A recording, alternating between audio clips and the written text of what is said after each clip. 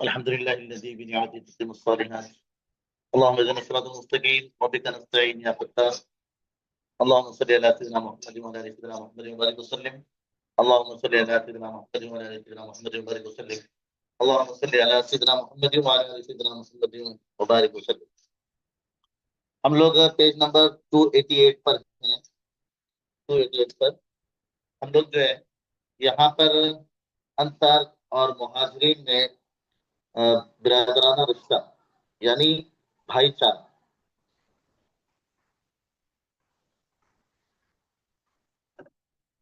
یہاں سے جو ہے ہم لوگوں کو سننا ہے. اب دیکھیں کہ یہاں پر جیسے ہی ابھی آواز کلیئر آ رہی ہے سب کو، جن کو نہیں آ رہی وہ تھوڑا نیٹ ورک دیکھ لیں اپنا. ٹھیک جی. اب یہاں پر یہ جو پیراگراف ہے، اس پیراگراف میں جو ہے ایک 2 سے 3 چیزیں آپ لوگ دھیان سے دیکھ لیں.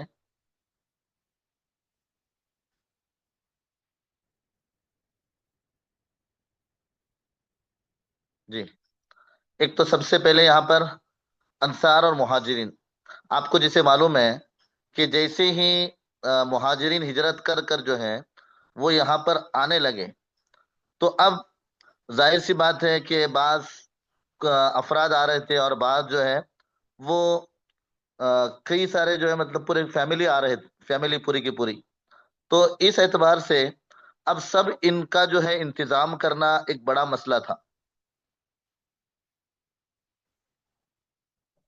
اب یہاں پر میں آپ کو بتاؤں، ایک تو سب سے پہلے اللہ کے نبی صلی اللہ علیہ وسلم نے اب ان مسائل کو، یعنی کئی مسائل تھے، اس میں سے ایک جو مسئلہ تھا یہ کہ صحابہ اکرام کا جو مہاجر ہجرت کر کے آ رہے تھے ان کے لیے یہاں پر مواخات کا انتظام کیا. مواخات یعنی کیا ہے کہ بھائی چارہ، آپس میں جو ہے اللہ کے نبی صلی اللہ علیہ وسلم نے ان کے درمیان ایسا رشتہ پیدا کیا کہ یہ بالکل پچھلے حالات کے اوپر جو ہے ان کی نظر نہ جائے. مختصر طور پر ذرا کچھ سن لیں، کتاب میں تو بہت مختصر دیا گیا ہے لیکن میں آپ کو بتاؤں. مواخات بھائی چارہ 2 مرتبہ کرایا گیا. مواخات یعنی بھائی چارہ ایک مرتبہ مکہ میں کرایا گیا، جس میں مکہ کے مسلمان زیادہ تھے اور کچھ حبشہ ادھر ادھر سے آ رہے تھے، وہ لوگ بھی تھے. دوسری مرتبہ جو مواخات جو کرائی گئی یعنی بھائی چارہ، وہ مدینہ میں. اب مسئلہ کیا تھا کہ مدینہ میں بہت سارے جو لوگ آ رہے ہیں، اب ان کے لیے کھانا، ان کے لیے رہنا ایک بڑا مسئلہ تھا. Page number 288.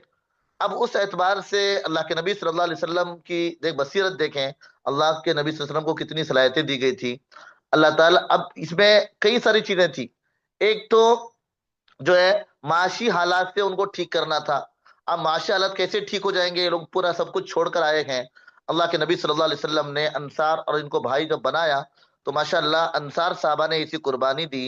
جس کے 2 گھر تھے انہوں نے ایک گھر دے دیا، جس کے پاس 2 سواریاں تھی انہوں نے ایک سواری دے دی، کہا کہ میرے بھائی ہیں. اس طرح بہت کچھ انہوں نے قربان کیا اپنے مہاجر بھائیوں کے لیے. جی، یہاں تک کہ جو ہے یہ ہوا کہ اللہ کے نبی نے کہا کہ جب تم میں سے کسی کا انتقال ہو جائے تو میراث میں بھی ان کا حصہ رہے گا. یہاں تک کا یہ جو ہے ایک نظام اللہ کے نبی نے بنایا. اس میں فائدے کتنے سارے ہوئے؟ فائدے اتنے سارے ہوئے. ایک تو جو ہے معاشی حالت ٹھیک ہو گئی، یعنی جو ہے روز مرہ کی زندگی، کھانا پینا یہ. دوسری بات، صحابہ جو چھوڑ کر آئے تھے اپنے گھر والوں کو، اپنے خاندان والوں کو، تو ظاہر سی بات ہے جب چھوڑ کر کہیں دوسری طرف جاتے ہیں تو معاشرتی زندگی ڈگمگاتی ہے. تو اس اعتبار سے اللہ کے نبی صلی اللہ علیہ وسلم نے جب بھائی چارہ بنایا تو معاشرتی نظام بھی ٹھیک ہو گیا، معاشی نظام بھی ٹھیک ہو گیا، معاشرتی نظام بھی ٹھیک ہو گیا. اور دوسرا تعلیمی نظام کو بھی مضبوط کرنا تھا، تو تعلیمی نظام کے اعتبار سے بھی الگ الگ. تو جو ہے ان کے اندر الگ صلاحیتیں تھی، ان کے اندر الگ صلاحیتیں. اور مکہ میں مہاجر صحابہ نے بہت کچھ اللہ کے نبی صلی اللہ علیہ وسلم سے علم سیکھا تھا.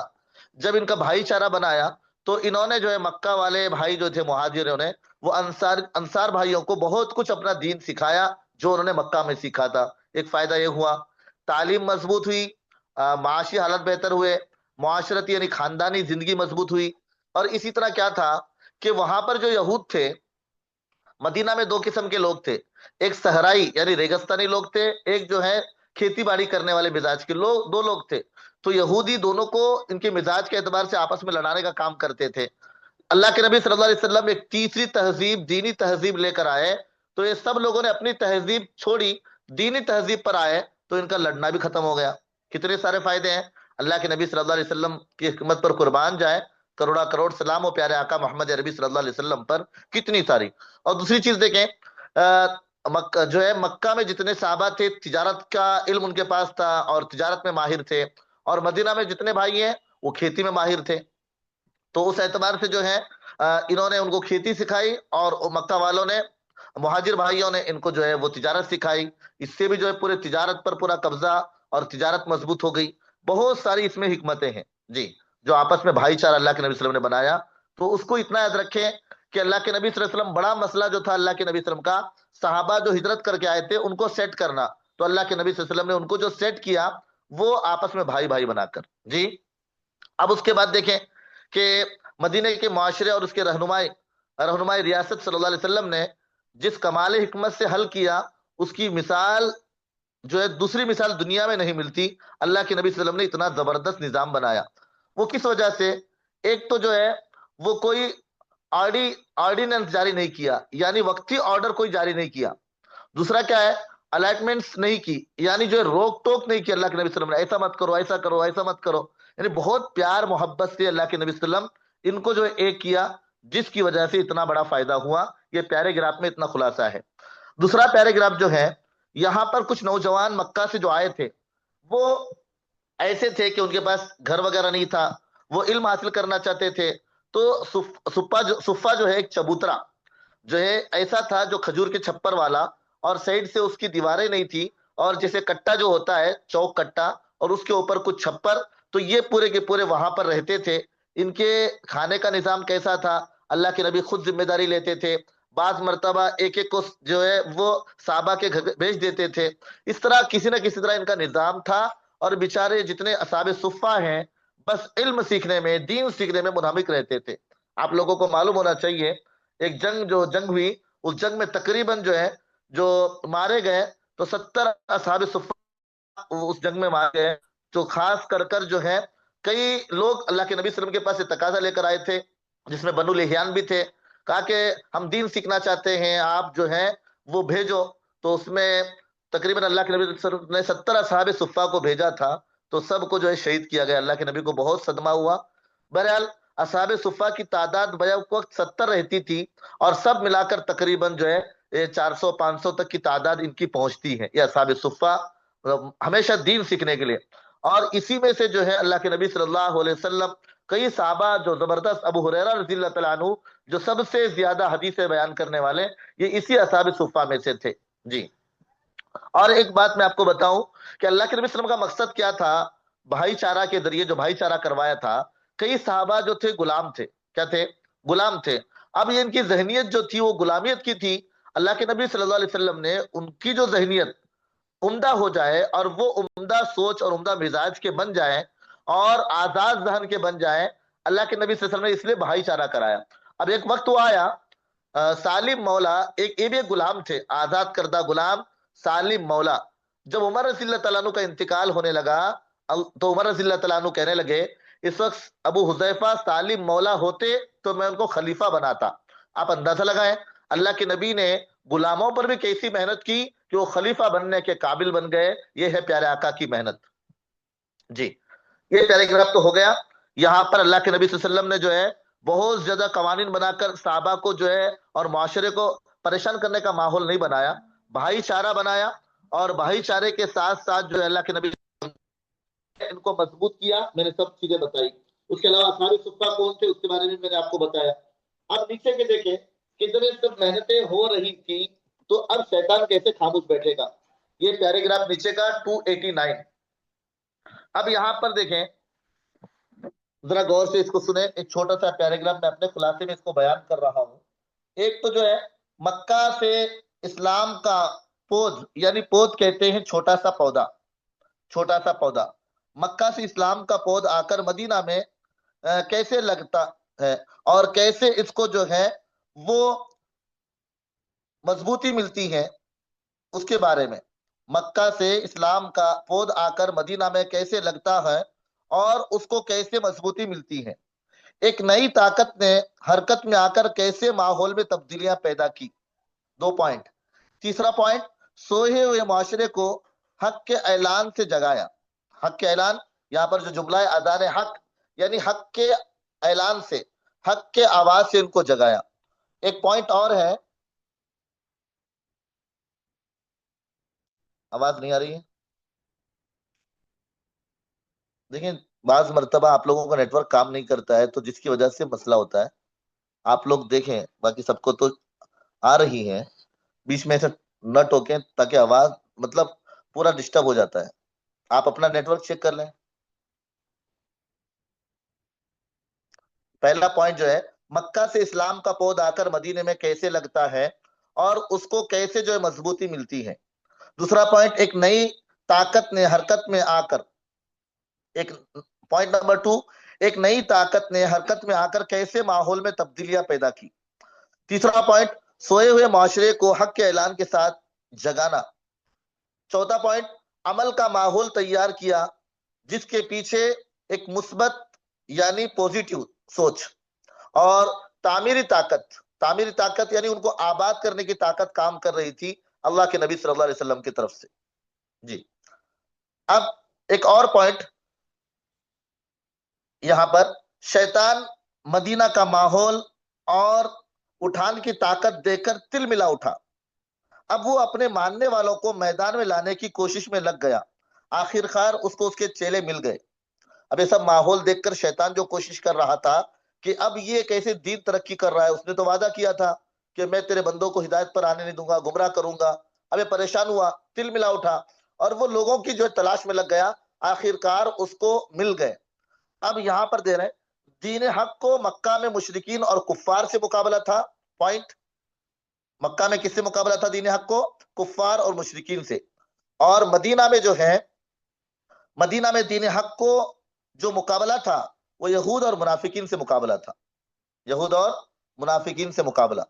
جی، یہ یہاں پر جو بتایا گیا کہ جانشین چگہائے تقدس پہنے، یعنی جو ہے حضرت موسیٰ علیہ السلام کے ماننے والے، یہ جتنے بھی یہود ہیں، یہ ماننے والے جانشین چگہ یعنی بڑے بڑے عبا پہن کر اور کتابیں ہاتھ میں لے کر، اب یہ جو ہے پیارے آقا محمد عربی صلی اللہ علیہ وسلم کے جو بڑھتے ہوئے دین اور بڑھتی ہوئی محنت کو روکنے کی کوششوں میں لگ گئے.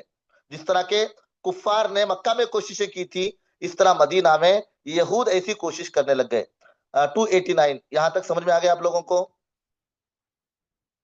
ذرا جلدی سے جواب دیں.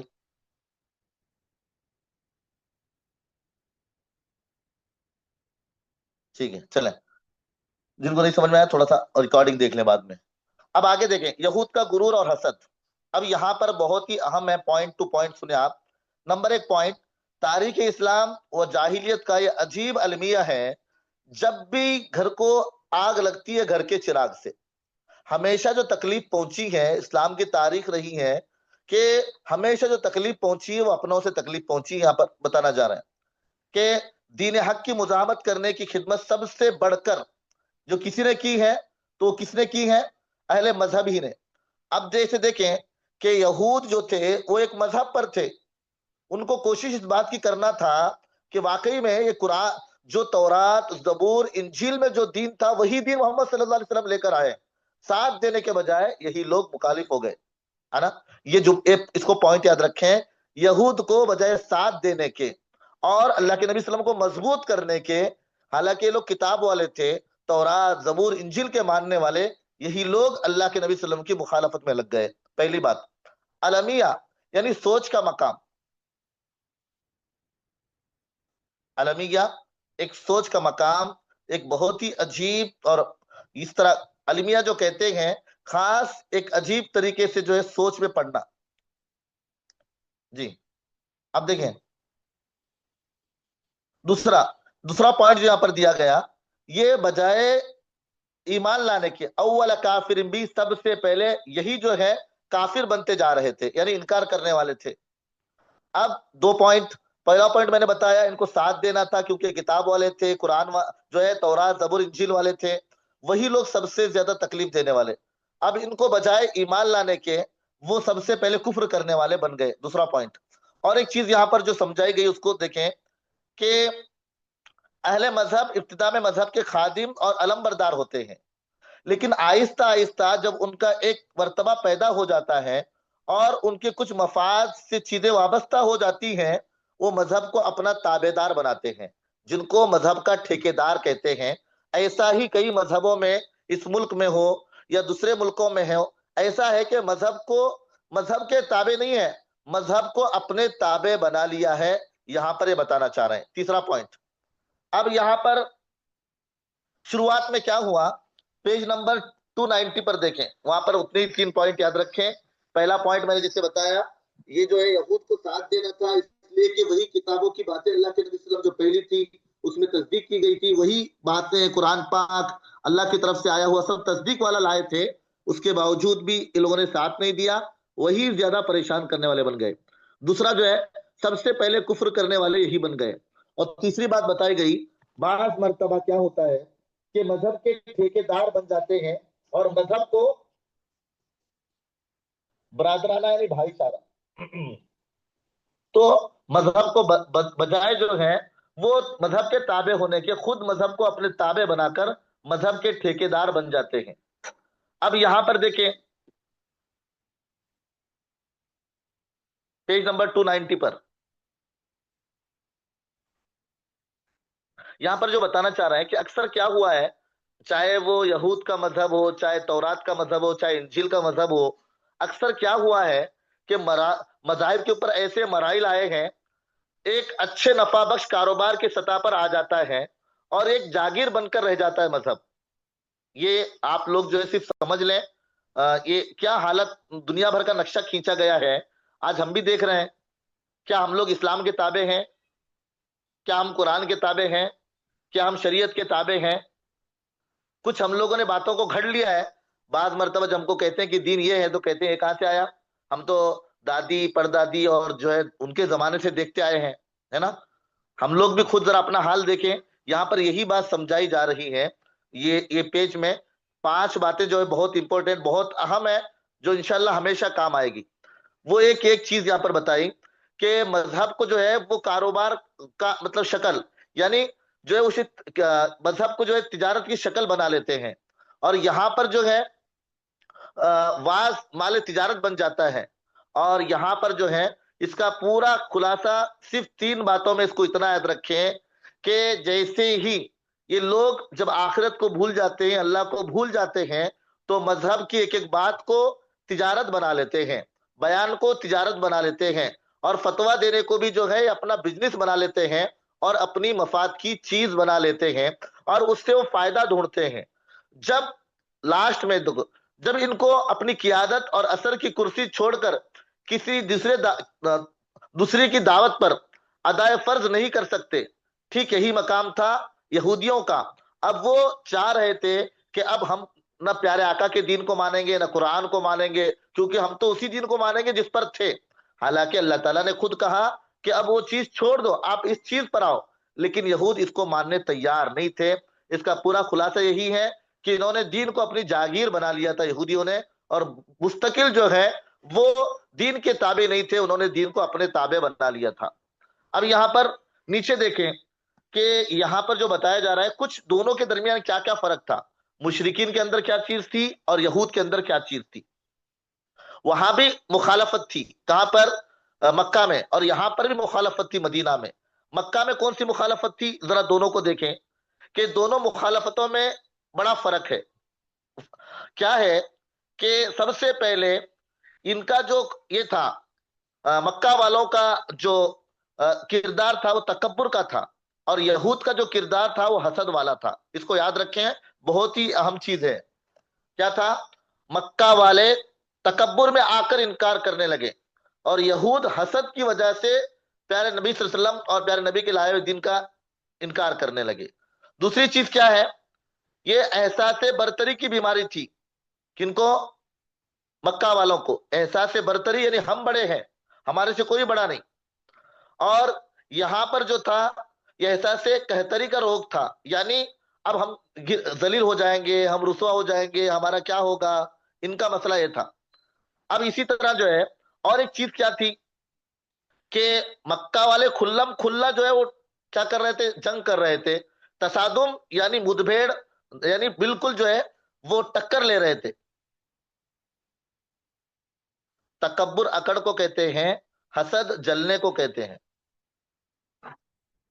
کسی کے حسد کے، کسی کا اچھا نہ دیکھا جانا، کسی کا دیکھ کر جلنا. جی. کسر یعنی کوئی کمی نہیں چھوڑی، کوئی کمی نہیں چھوڑی. اب دیکھیں، ایک تو ان کے اندر تکبر، ان کے اندر حسد، ان کے اندر احساس برتری، ان کے اندر احساس کہتری، اور یہ کھلم کھلا لڑ رہے تھے. اور یہ یہود جو ہے مکاری کے ساتھ لڑ رہے تھے. موروثی یعنی وراثت، وراثت بنا لیا تھا اس کو. جی.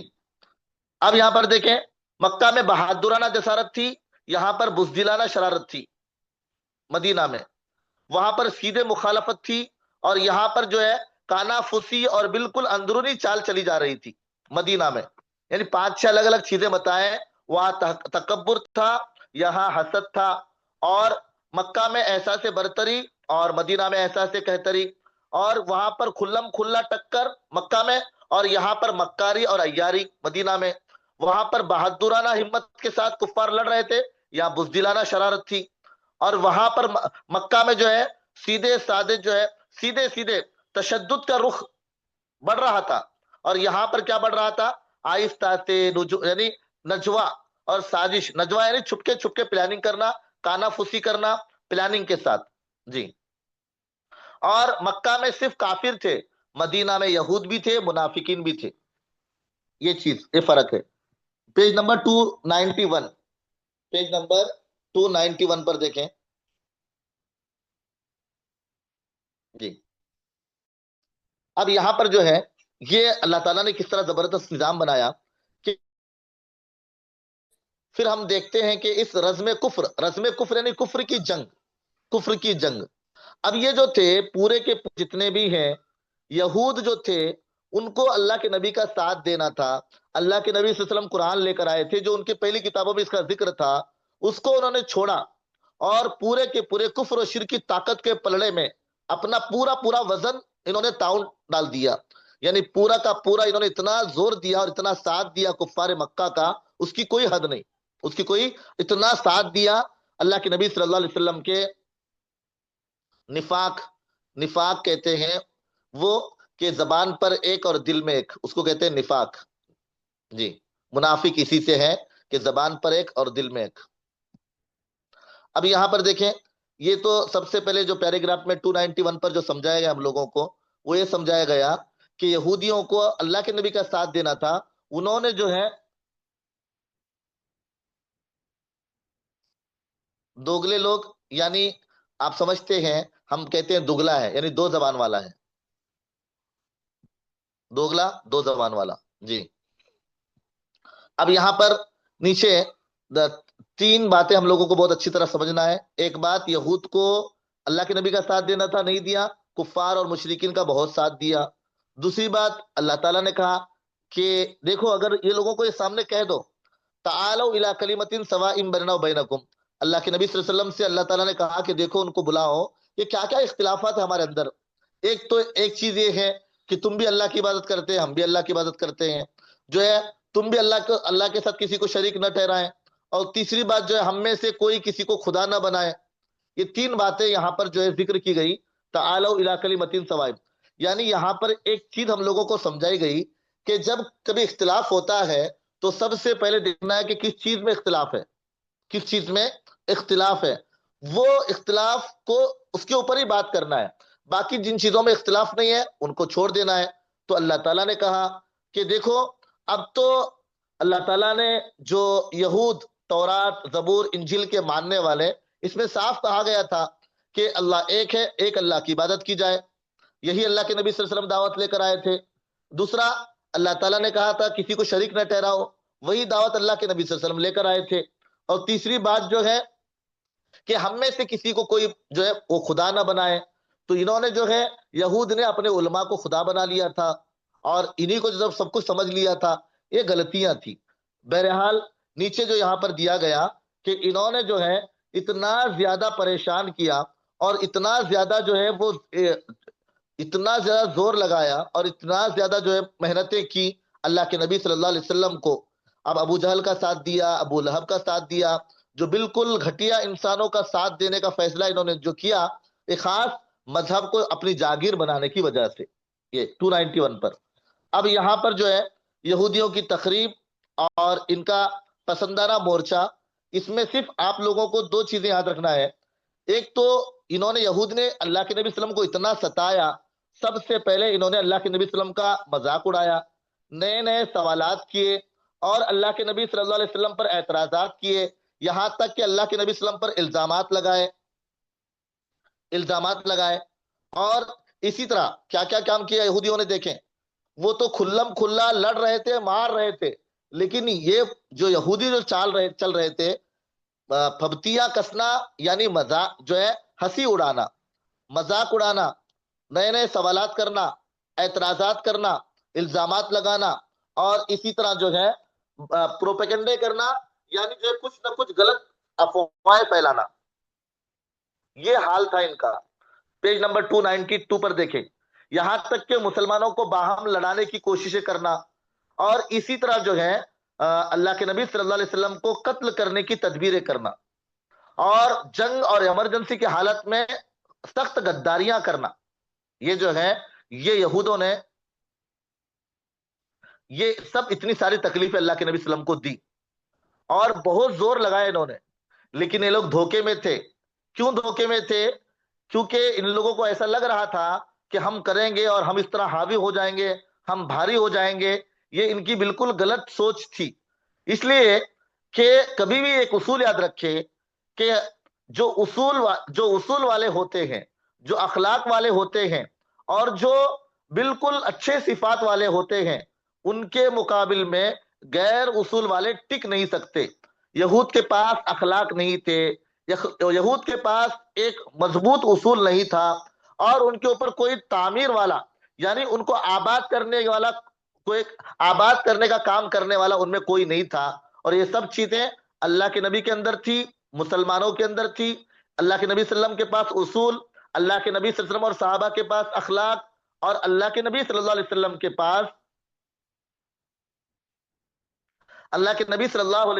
پاس جو ہے وہ یہ پورے کے پورے صفات۔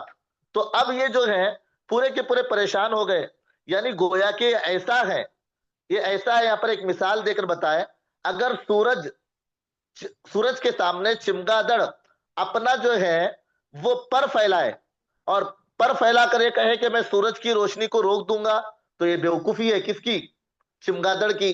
چمگادڑ یعنی کان پکڑی، جس کو ہم لوگ کہتے ہیں کان پکڑی، ہے نا؟ تو یہ بیوقوفی ہے اس کی۔ سورج کی روشنی کو یہ کیا کم کر سکتی ہے؟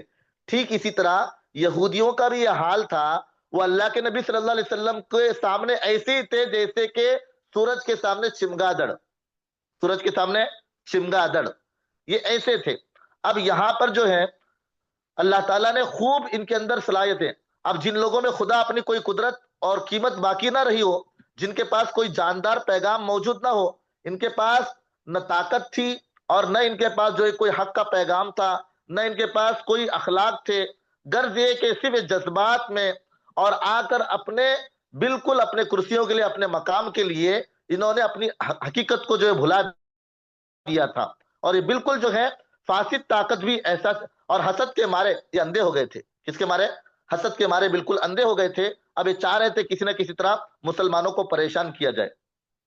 یہاں پر نیچے کا جو پیراگراف ہے، اس میں کیا ہوا کہ یہاں پر اللہ کے نبی صلی اللہ علیہ وسلم کے اخلاق بلند تھے، صفات عمدہ تھے، جس کی وجہ سے ایک ایسا اثر ہو رہا تھا جو اللہ کے نبی صلی اللہ علیہ وسلم کے مقابل آ رہا تھا، وہ بھی اللہ کے نبی صلی اللہ علیہ وسلم کے ساتھ ہو رہا تھا۔ سب سے بڑا مسئلہ یہ تھا، یعنی یہودیوں میں سے کچھ لوگ اللہ کے نبی کے مقابل آ رہے تھے، لیکن جب وہ غور و فکر کر رہے تھے اللہ کے نبی صلی اللہ علیہ وسلم کی صفات کو، اخلاق کو، وہ بھی اللہ کے نبی کے عاشق ہو رہے تھے۔ Page number 293۔ اب یہاں پر جو ہے ایک ایسا نظام شروع ہو گیا کہ ان کے جو ہے کئی سارے لوگ مسلسل جو ہیں وہ ان کے ساتھ، یہاں پر جیسے دیا گیا ہے، ایک تو اسلامی معاشرے کے سربراہ کار کے سامنے ایک طرف بڑا وسیع اور متعدد پہلو رکھنے والا تعمیری منصوبہ تھا، یعنی اللہ کے نبی صلی اللہ علیہ وسلم کے پاس ایک زبردست کام کرنے کے لیے جو ایک کام کرنے کا منصوبہ تھا، اور دوسری بات صحابہ کو جو ہے ان کے معاشرت ٹھیک کرنا تھا، اور تیسرا مسئلہ جو اللہ کے نبی صلی اللہ علیہ وسلم کا تھا دفاع کا، اور وہاں کے علاقے کو مضبوط کرنے کا، ان سارے مشکلوں میں اضافہ کرنے والی بڑی مشکل یہ تھی کہ مدینہ کے جو ہے پوری کی پوری ایک نئی ریاست بنانا، اور یہ جو سازشیں جو کر رہے تھے اور فتنہ جو کر رہے تھے اسے پورا کا پورا سنبھال کر جو ہے ایک زبردست انداز میں، آپ اندازہ لگائیں اللہ کے نبی صلی اللہ علیہ وسلم کو کتنی تکلیف ہوئی ہوگی کہ سب اتنے الجھنوں کو برداشت کرنا۔ یہاں پر اس پیارے گراف میں اللہ کے نبی صلی اللہ علیہ وسلم کے سامنے کئی مسائل تھے۔ اللہ کے نبی صلی اللہ علیہ وسلم کو مدینہ کو مضبوط بنانا تھا، اور وہاں کی معاشی حالت کو ٹھیک کرنا تھا، وہاں کا ڈیفنس کا سسٹم، سیفٹی کا اور حفاظت کا سسٹم مضبوط کرنا تھا، اور یہ سارے کے سارے مشکلات کا سامنا تھا۔ اس کے بعد یہاں پر یہودیوں کی سازش۔ اب بتاؤ اللہ کے نبی صلی اللہ علیہ وسلم کی ذمہ داری کتنی نازک اور پیچیدہ ہو گئی تھی۔ خیال میں لاؤ کہ ایک جان کتنی گو نہ گو الجھنوں میں دن رات الجھتی رہتی ہوگی، یعنی اللہ کے نبی صلی اللہ علیہ وسلم کے اوپر کتنی الجھنیں آ رہی تھی، اور ابتدائی مراحل سے گزرتی ہوئی تحریک کیسے جان جوخم میں پڑ گئی، اور ایسے پورے صورتحال کے باوجود بھی، یہودیوں کے مقابلے کے باوجود بھی اللہ کے نبی صلی اللہ علیہ وسلم ڈٹ گئے، اور ڈٹ کر اپنا پیغام اور اپنی پوری مضبوطی، اور کم وقت میں اللہ کے نبی صلی اللہ علیہ وسلم نے پورے مدینہ پر کنٹرول حاصل کیا۔ اب یہاں پر تک جو ہے وہ اس کو رکھیں 293، انشاءاللہ اس کے آگے کا ہم لوگ کل سنیں گے، کیونکہ ابھی یہ جو چیزیں جو آپ لوگوں کو آگے بتائی جائے گی، یہ یہودیوں کا کیا کیا مطلب، اللہ کے نبی صلی اللہ علیہ وسلم کو مشرکین مکہ نے تکلیف دی، وہ ایک الگ ڈھنگ کی تکلیف تھی، لیکن یہودی جو تکلیف دے رہے ہیں مدینہ میں، آپ اس کو سنتے جائیں تو دنگ رہ جائیں گے کس طرح اللہ کے نبی صلی اللہ علیہ وسلم کو تکلیف دی۔ اب وہی حال چل رہا ہے، یہودی اور منافقین مل کر انہوں نے کیسے اللہ کے نبی صلی اللہ علیہ وسلم کو تکلیفیں دی۔ یہاں تک آپ لوگوں کو جو ہے سمجھ میں آ گیا، تاکہ میں ایگزام کے بارے میں کچھ بتاؤں آپ لوگوں کو۔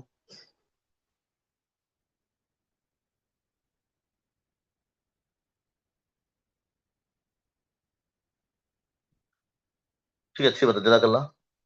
اب دیکھیں ایک بات تو میں نے آپ لوگوں کو بتایا، کوشش کر رہے ہیں ہر اعتبار سے آپ لوگوں کو جو ہے وہ کتاب سمجھائیں، اور کتاب جو ہے آپ لوگوں کو سمجھ میں آ جائے، اور انشاءاللہ جب کتاب پوری مکمل ہو جائے گی، اس کے باوجود اس کے بعد بھی آپ لوگ جو جو پیج آپ کو سمجھ میں نہیں آئے، آپ گروپ میں بھیجیں گے یا 17 نمبر پر بھیجیں گے، تو انشاءاللہ پھر آپ کو جو ہے وہ اور اچھے انداز میں سمجھایا جائے گا۔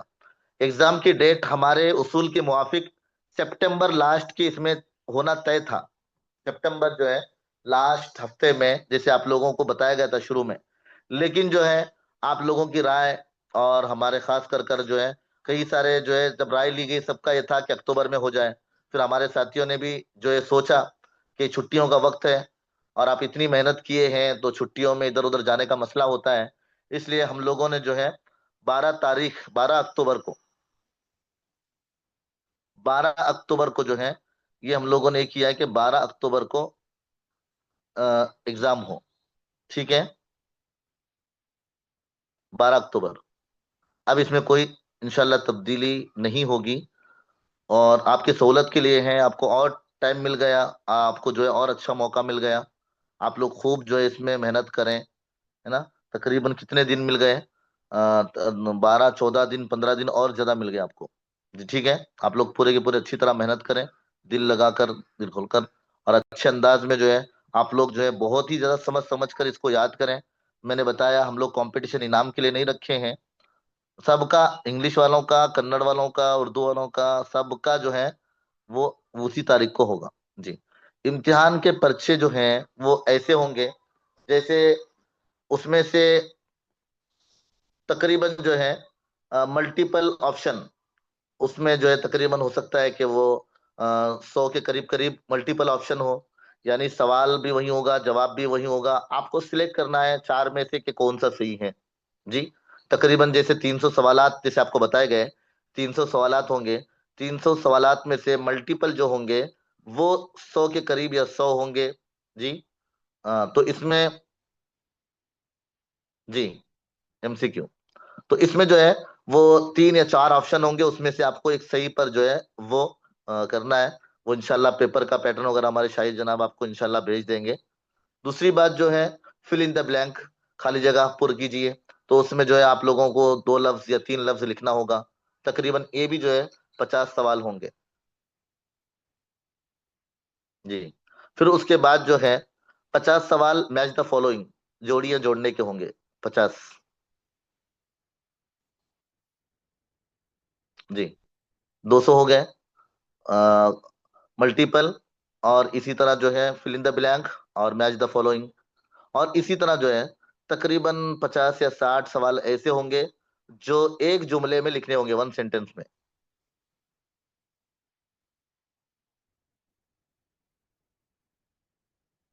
सब खुश हो रहे हैं कि बहुत आसान है ना? अच्छी बात है।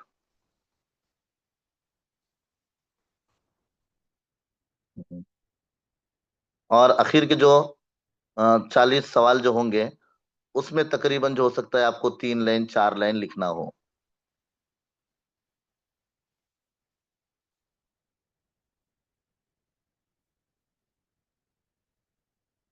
ये देखो, अभी कोई पूछ रहे हैं कि मैच द फॉलोइंग नहीं होंगे क्या करके। मैंने बता दिया, होंगे वो। जी, ठीक है। तो ये तरतीब रहेगी। 12 अक्टूबर को इम्तिहान रहेगा। तो मैच द फॉलोइंग तकरीबन जो है वो मैं आपको बताया, और मल्टीपल बताया कि कितने होंगे, और फिर से फिल इन द ब्लैंक भी बताया, और वन सेंटेंस क्वेश्चन आंसर, और इसी तरह जो है 3 लाइन 4 लाइन क्वेश्चन आंसर, ये रहेगा। और हो सकता है कि इसमें जो है टाइमिंग वगैरह सब आपको बताएंगे वो हमारे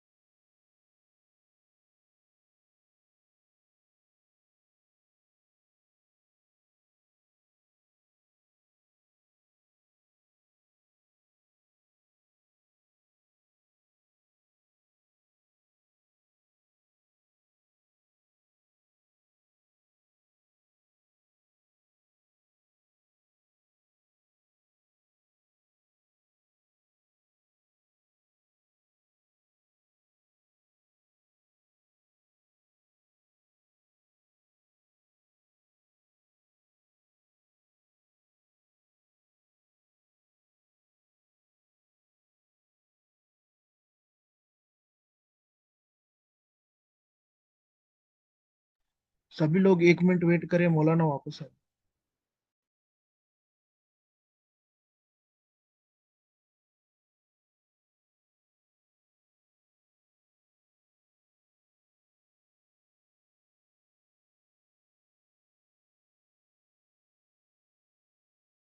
तो समझ में आ गया सब लोगों को?